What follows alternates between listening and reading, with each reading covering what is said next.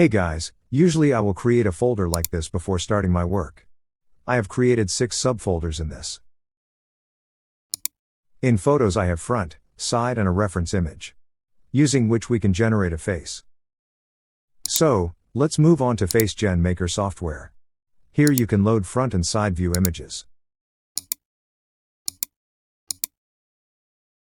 Yeah, that's it. Click on Next. Now mark the eyes, nose and lips as shown in the reference image.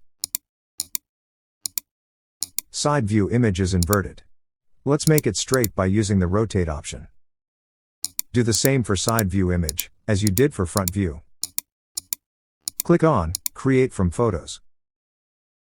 Yeah, now you can see the face is generated. It's time to export. Click on Files, Export.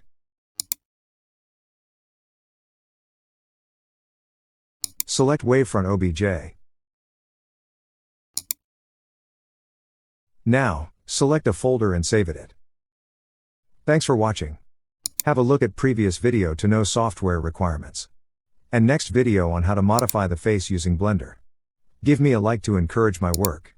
And subscribe to get video updates.